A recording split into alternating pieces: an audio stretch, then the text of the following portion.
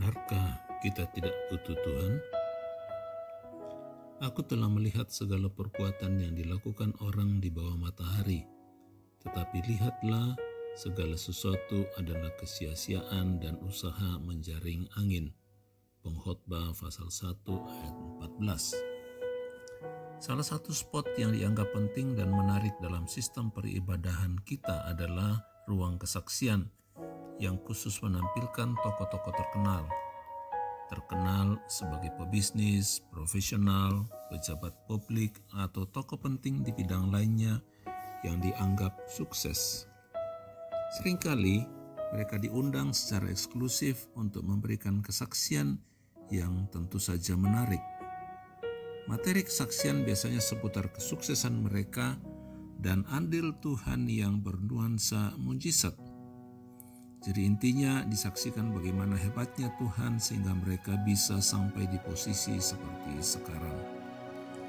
Kesaksian-kesaksian seperti ini tentu saja tidak salah dan sah-sah saja disampaikan, namun kalau kemudian dipersepsikan kalau itulah manfaat dan keuntungan yang didapatkan karena percaya Tuhan, maka perlu dikritisi. Mengapa? Bukankah bersama Tuhan kita melakukan perkara besar? Memang benar, tetapi jika berbicara mengenai menjadi orang-orang berhasil, di luar sana ada banyak sekali orang-orang hebat yang berhasil tanpa Tuhan. Orang terkaya di dunia bukanlah orang yang percaya Kristus. Olahragawan terhebat, artis-artis terkenal dan sebagainya bukanlah orang yang serius dengan Tuhan. Jadi artinya kesuksesan semacam itu sebenarnya bisa saja didapatkan tanpa Tuhan, malahan lebih hebat dari yang disaksikan, dan itu adalah fakta. Pada umumnya orang-orang tanpa Tuhan malahan lebih hebat dari anak-anak Tuhan. Bahkan iptek dewasa ini bukanlah di bawah kendali anak-anak Tuhan, termasuk juga politik, ekonomi, dan bidang-bidang strategis lainnya. Malahan di negara tertentu, orang Kristen justru dikejar-kejar, ditekan dan disingkirkan dari segala macam fasilitas, sehingga bisa survive saja sudah merupakan mujizat.